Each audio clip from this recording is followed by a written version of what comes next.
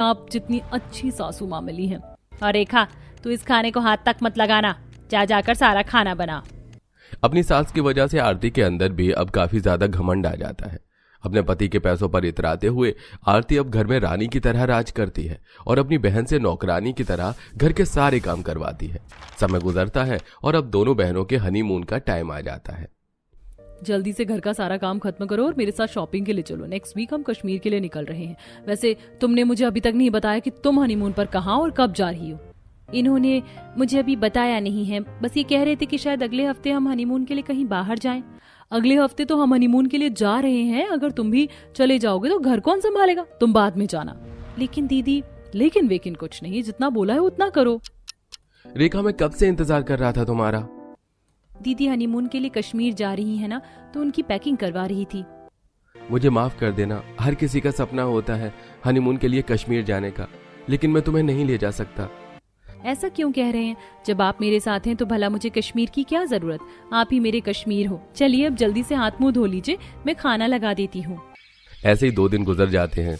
रेखा hall में झाड़ू लगा रही होती है कि तभी वो टीवी में कश्मीर से रिलेटेड पुराने किस्सों की न्यूज देखती है, जिससे उसे घबराहट होने लगती है और वो अपनी बहन के पास जाती है।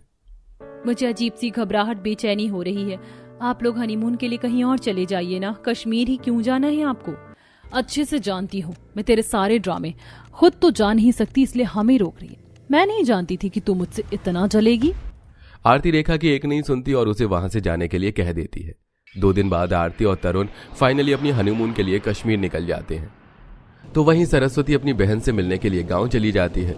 कुछ ही घंटे की फ्लाइट से तरुण और आरती कश्मीर के पहलगाम पहुंच जाते हैं। सच कहा है किसी ने, अगर धरती पर कहीं स्वर्ग है तो वो यही है, कश्मीर में। मुझे तो अभी भी यकीन नहीं हो रहा है कि मैं कश्मीर आ गई हूँ। ये तो बस शुरुआत है, पहलगाम में तो काफी सारी चीजें हैं घूमने की। आरती तरुण एक दूसरे का हाथ थामे आसपास के नजारे देखते हैं और ढेर सारी फोटोज और वीडियोस बनाते हैं। आरती कश्मीर के ट्रेडिशनल कपड़ों को भी पहनकर तैयार होती है। कैसी लग रही हूँ मैं? बिल्कुल कश्मीरन लग रही हो। ऐसा लग रहा है कि स्वर्ग से कोई अप्सरा जमीन पर उतर आई हो। तुम्हें तो बस मौका चाहिए मेरी तारीफ करने का।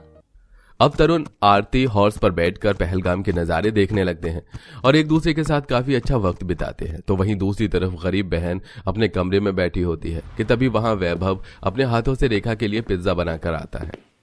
ये देखो रेखा, मैंने तुम्हारे लिए क्या बनाया है, तुम्हारा मनपसंद पिज्जा।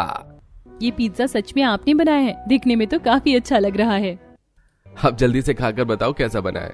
क्या हुआ अगर हम लोग हनीमून पर कहीं बाहर नहीं जा पाए?